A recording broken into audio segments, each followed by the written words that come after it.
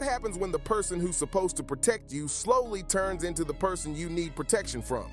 That's the question hanging over NBA YoungBoy's past, and once you hear this story, it hits different. NBA YoungBoy, one of the biggest rappers alive right now, with over 11 million YouTube subscribers and billions of streams, has a Godmother storyline that leaves people stunned and uncomfortable at the same time. Her name is Kyrie, and she claims she stepped in when YoungBoy had nobody at all. She paints herself as the savior, the one who rescued him from chaos. But the real story? Way messier and way more disturbing than fans ever expected. In his song, I'm Bored, YoungBoy dropped a line that made people stop and rewind. It wasn't just lyrics, it was a warning shot. That bar forced listeners to question who Kyrie really was, how she entered his life when he was just a struggling kid in Baton Rouge, and what her real role actually looked like. She was there during some of his darkest moments, including when his beloved grandmother passed away. At the same time, YoungBoy's own mother, Shahana Golden, threw shade online, posting on Instagram, "Where was I when other people were raising my kids?" That single line cracked the whole story wide open. Because here's the thing, there are two sides to every story. And today, we're breaking down the full truth about NBA YoungBoy's godmother, from the good she claims she did, to the disturbing allegations that have everyone talking right now. Stay locked in, because what comes out by the end will completely change how you see this situation. To understand how deep this goes, we gotta rewind back to Baton Rouge, Louisiana. This is where a young Kentrell Gaulden, long before the fame and the money, was just another kid growing up in one of the most dangerous areas in America. This wasn't a fairy tale childhood. This was survival mode from day one. North Baton Rouge wasn't playing games. Violence was normal. Loss was normal. And kids like Kentrell were learning the streets before they learned algebra. That's where Kyrie Oliver, also known as Kyrie Garcia, enters the picture. She wasn't some random fan or clout chaser back then. She was a counselor working with a Marine Corps-affiliated youth program assigned to Capitol Middle School. Her job was to mentor at-risk youth, kids struggling in school, kids living in poverty, kids already sliding toward the streets. According to multiple sources, including an interview Kyrie did with KSL News, she was placed at Capitol Middle School specifically to work with students who were in danger of not graduating. And the numbers were ugly! In neighborhoods like North Baton Rouge, the dropout rate was sky high and the pipeline from school straight to prison was very real. This wasn't theory, it was happening every day. If you weren't there, let me paint the picture. Early 2000s North Baton Rouge felt like a war zone. Young boys were getting pulled toward gangs before they even hit puberty. Fathers were either locked up or gone forever. Mothers were struggling just to survive. And kids like Kentrell were slipping through cracks that the system didn't care to fix. This is the environment Kyrie stepped into. She was 24 years old when she started working with 6th graders at Capitol Middle School. One of those kids was Kentrell, already carrying anger, trauma, and pain that would later explode through his music. The day Kyrie first noticed him wasn't special at the time. Nobody knew this kid would become a global rap star. All they saw was a troubled student, close to being held back, dealing with anger issues, and slowly leaning toward the streets. According to Kyrie's own words, she was assigned to mentor Kentrell because he was struggling academically. His home life was unstable. His father, Jeffrey Tate, was serving a 55-year sentence for armed robbery and attempted murder. His mother, Shahana, was young and still trying to figure life out. And his grandmother, Alice Gaulden, was doing everything she could. Even while dealing with her own health issues, teachers saw another statistic, another kid they expected to lose. But Kyrie claims she saw potential. She believed Kentrell could be more. She started meeting with him regularly, helping with schoolwork, talking about his future, trying to keep his mind off the streets. On the surface, it looked like a success story. But this is where things stopped being simple. The relationship didn't stay strictly mentor and student. According to multiple accounts, Kyrie became deeply involved in his life. So much so that she eventually became his godmother. This wasn't just guidance anymore. This was personal. The program that brought Kyrie into Kentrell's life was supposed to be temporary, but even after it ended, she stayed around. She continued advising him, supporting him, and later claimed she was there when he had nobody else.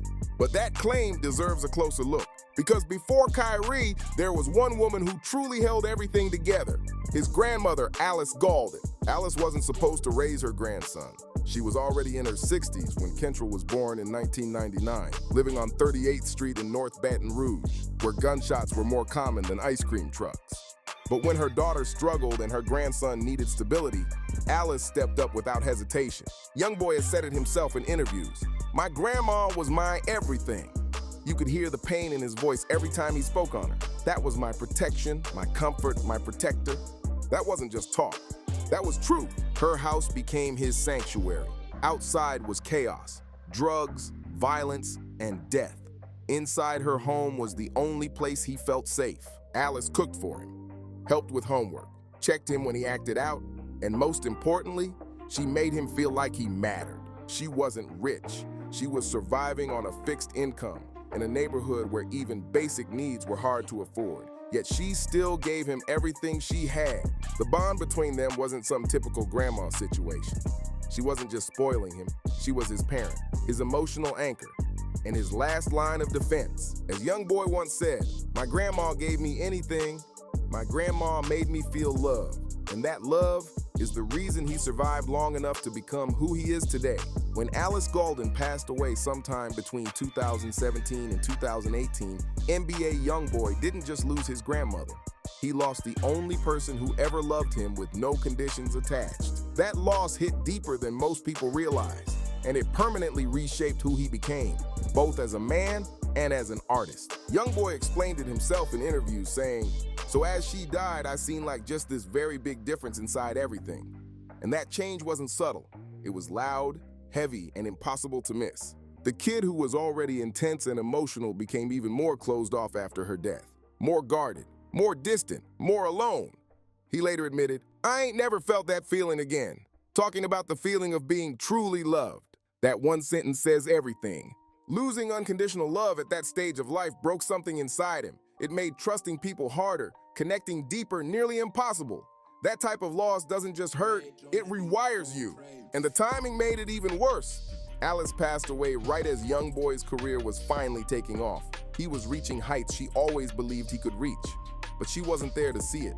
She didn't get to celebrate the wins, the plaques, or the success she prayed for. That pain sat heavy. This is where Kyrie's role in his life suddenly became much bigger. According to her own statements and multiple sources, Kyrie was present during one of the darkest chapters of YoungBoy's life. He was grieving, dealing with legal pressure, and trying to survive the chaos that comes with sudden fame. In her interview with KSL News, Kyrie described herself as someone who stayed consistent. She said she helped guide him when he was close to being held back in school and remained in his life even after he dropped out in 9th grade. She framed herself as someone who believed in him when others didn't. And to be fair, context matters here. When a young rapper starts blowing up, everybody suddenly claims they were there from day one. Managers pop up, old friends reappear, random people start rewriting history for clout or access. So the real question becomes, who was actually there and who's remixing the story now?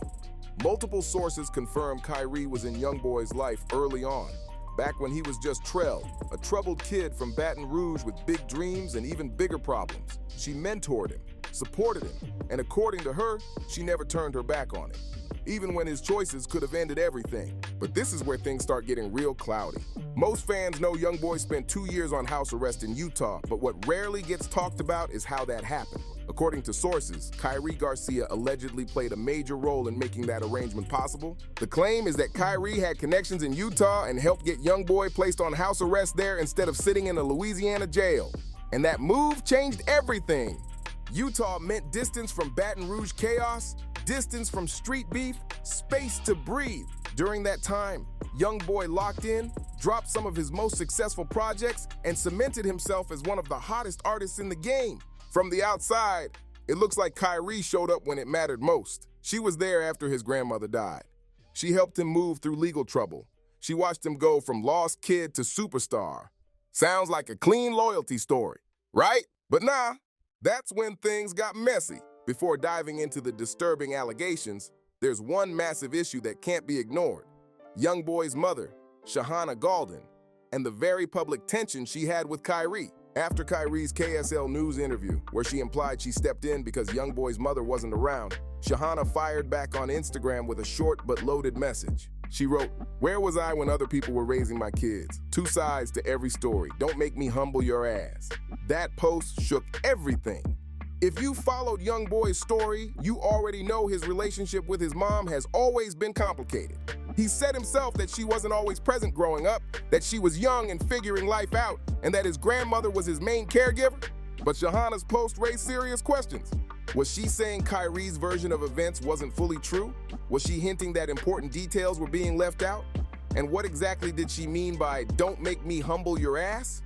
Was that a warning or a promise to expose something? To really understand this, you have to acknowledge how complicated Black motherhood can be in communities hit by poverty, incarceration, and systemic pressure. Shahana was a young mother dealing with her own trauma. The father of her child was serving 55 years. Survival wasn't optional, it was daily. Yes, she made the choice to let her mother raise Trell, and people judge her for that. But she's also been open about her struggles and has never fully walked away from her kids. And that's what makes this situation so layered, emotional, and explosive. Shahana has remained present in YoungBoy's adult life. And even with all the tension and distance, there's clearly still love there. Their relationship isn't perfect, but it's real. So when Kyrie went on TV and basically said she stepped in because Shahana wasn't there, it makes sense that Shahana would feel some type of way about that. From Shahana's point of view, she was there, just not in the way outsiders wanted or expected. And nobody likes their role as a parent being questioned on a public platform. But some fans believe Shahana's shade wasn't just about defending herself as a mother. That line, "don't make me humble your ass," sounded loaded, like she knew something, like she was holding back information that could seriously damage Kyrie's image if it ever came out. So the big question becomes, what does Shahana know? And that leads us to the most uncomfortable part of this entire story. In 2020, YoungBoy released the song "I'm Bored," and in that track, he said a line that made listeners freeze up immediately. He rapped, "My godmother wanna sleep with me? I thought I was your child." Let that sit for a second. One of the biggest rappers in the world openly suggested in his music that a woman who was supposed to be his mentor and protector wanted something completely inappropriate from him. That lyric alone flipped the entire narrative upside down. YoungBoy isn't known for making things up for attention. His music has always been raw, emotional, and pulled straight from real-life experiences. So when he said that line, fans didn't brush it off as fiction. They started asking real questions. Who was he talking about? Was he referring to Kyrie? And if so, what actually happened? To understand why this shook people so hard, you have to look at the timeline. Kyrie entered YoungBoy's life when he was in 6th grade, around 11 or 12 years old, as part of a youth mentorship program. She was 24 years old at the time and in a position of authority and trust. She remained in his life through middle school and beyond, even after he dropped out of high school. Years later, by the time "I'm Bored" dropped in 2020, YoungBoy was 20 years old, wealthy, famous, and one of the most powerful voices in hip-hop. And that's where things get uneasy. Some fans believe the dynamic between them may have shifted once money and fame entered the picture.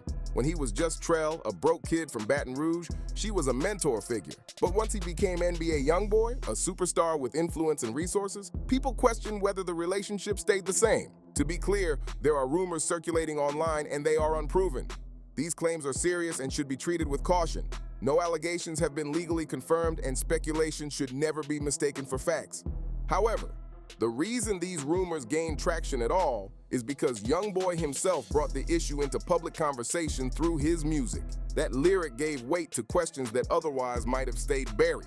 And here's what makes the situation especially disturbing if boundaries were ever crossed. Any emotional or romantic interest from someone who knew him since childhood, someone who held a position of guidance and authority, would be a massive violation of trust. Regardless of age, timing, or circumstances, that line should never be crossed. And then things got even stranger. Fans noticed that Kyrie had YoungBoy's name tattooed on her body. And once that came out, the internet exploded.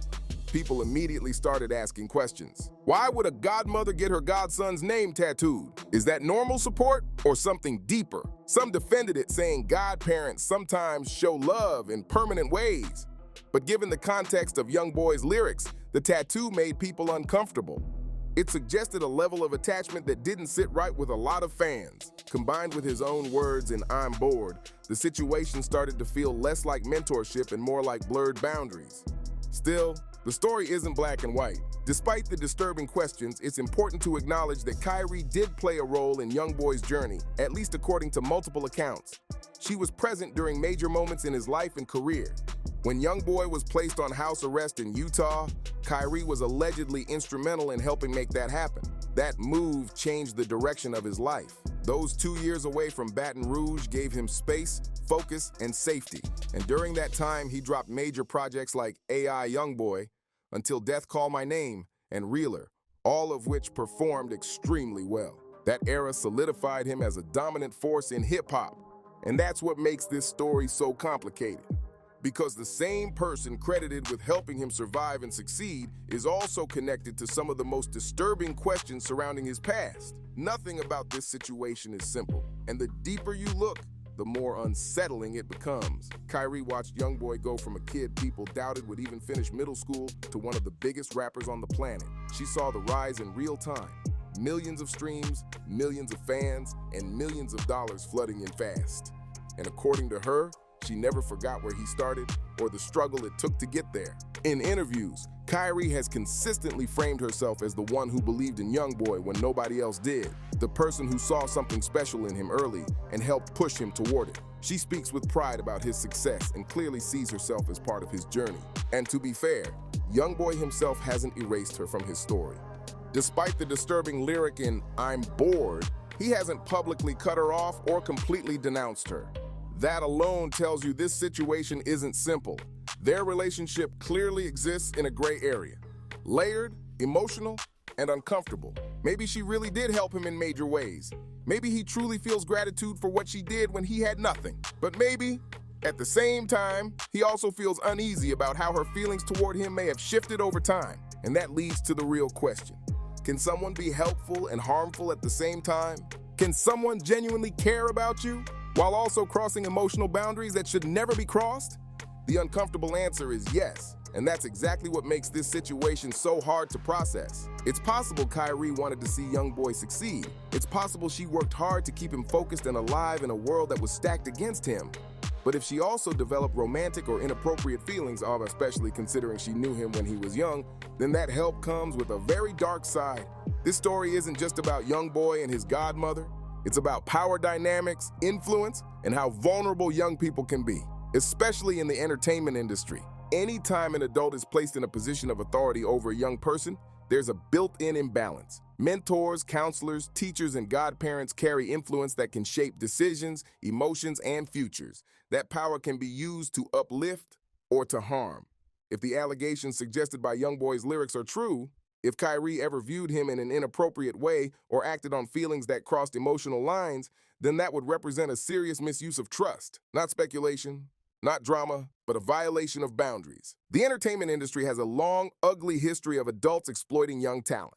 From managers stealing money to authority figures demanding loyalty or control, the stories are endless and disturbing. Artists who grow up in poverty are especially vulnerable. When success feels like the only way out, people will tolerate behavior they shouldn't, simply because they don't want to lose their chance. YoungBoy came from nothing. He grew up surrounded by violence, with a father locked away and a mother dealing with her own struggles. When someone stepped in offering guidance, structure, and belief, of course he would feel grateful. Of course he would feel loyal. Now imagine how complicated it becomes if that same person starts wanting more than they should. How do you set boundaries with someone who helped you survive? How do you reject someone who had power over your future? That's not an easy position for anyone, especially a young man navigating fame, trauma, and pressure all at once. There's also a serious conversation people avoid having. Society rarely takes situations like this seriously when the victim is male. And when a young man is connected to an older woman, people laugh it off. They joke, they act like it's a win. But flip the genders. If this were a 24-year-old man mentoring an 11-year-old girl, and years later she suggested he wanted something inappropriate from her, nobody would hesitate to call it wrong. The same standard should apply here. When YoungBoy said, "My godmother wanna sleep with me, I thought I was your child," that didn't sound like bragging. That sounded like confusion, betrayal, and pain. It reads like someone saying, "You were supposed to protect me, not want something from me." That kind of emotional damage doesn't disappear just because someone becomes rich or famous. Trauma doesn't care about money. When you step back and look at the full picture, the story of YoungBoy and Kyrie is deeply complicated. On one hand, Kyrie entered his life when he was struggling. She mentored him, supported him, and according to multiple accounts, helped him navigate critical moments, including his time on house arrest in Utah. She watched him rise from a troubled kid to a global superstar, and she takes pride in that. On the other hand, YoungBoy's own words suggest boundaries may have been crossed. His lyric alone raises serious questions about the nature of their relationship. The tattoo of his name only adds another layer of concern, and Shahana Galden's cryptic Instagram post strongly hints that there's still more beneath the surface. This isn't a clean story. It's messy, uncomfortable, and far from finished. Shahana's warning to Kyrie, "Don't make me humble," still hangs in the air like a storm cloud. That line alone suggests she knows something that could seriously damage Kyrie's reputation if it ever came out. And that's why so many questions are still unanswered. What were Kyrie's true feelings toward YoungBoy? Did boundaries ever get crossed? And if so, when? What exactly does Shahana know that she's clearly holding back? Why did Kyrie feel the need to tattoo YoungBoy's name on her body? And how does YoungBoy really feel about her today? The truth is, we may never get clear answers to all of this. The people involved have reasons to stay quiet, protect themselves, or keep painful details private. But what we do know is already enough to raise serious concern. This story shines a harsh light on power dynamics, exploitation, and how vulnerable young people can be inside the entertainment industry. Fame doesn't protect you. Sometimes it makes you even more exposed. At the end of the day, NBA YoungBoy's life is proof that success doesn't erase trauma, money doesn't heal wounds, and fame doesn't replace love. He lost his grandmother, the one person who loved him without conditions, and he's been chasing that feeling ever since. When he said, "The only time I feel love is when I walk on stage," that wasn't flexing, that was heartbreak. That's one of the saddest truths anyone can admit. Kyrie may have helped him in real ways, guiding him, supporting him, and being present during critical moments. But if she also crossed emotional boundaries or violated his trust, then that help came at a cost. And that's a cost YoungBoy may carry for the rest of his life. The relationship between NBA YoungBoy and Kyrie isn't a simple good versus bad story. It's a cautionary tale about boundaries, about power imbalances, and about how complicated human relationships can become when influence and vulnerability collide. This story makes people uncomfortable because it doesn't fit into neat boxes. What can be said with certainty is this: NBA YoungBoy deserved better. He deserved adults who protected him without expecting anything in return. He deserved mentors who respected boundaries. He deserved to grow up without having to navigate confusing or inappropriate emotions from someone who was supposed to guide him. And as fans, as observers, we need to take him seriously when he tells us something felt wrong. We need to listen when men speak up about uncomfortable or inappropriate situations. And we need to hold adults accountable when they misuse positions of trust. NBA YoungBoy may be a global superstar with millions of fans and millions of dollars, but he's also a young man who's endured more trauma than most people face in a lifetime. That pain is why his music hits so hard. He doesn't fake it. He doesn't hide it. When he said, "My godmother want to sleep with me? I thought I was your child," he wasn't chasing shock value. He was telling us something important. The real question is, are we listening? If this story shocked you, drop a comment below and let me know what you think. Do you believe Kyrie crossed the line? What do you think Shahana knows that hasn't been revealed yet? And how do you think all of this affected YoungBoy's ability to trust people? Make sure you like, comment, share, and subscribe for more deep dives into the real stories behind your favorite artists. I'll see you on the next one. Peace.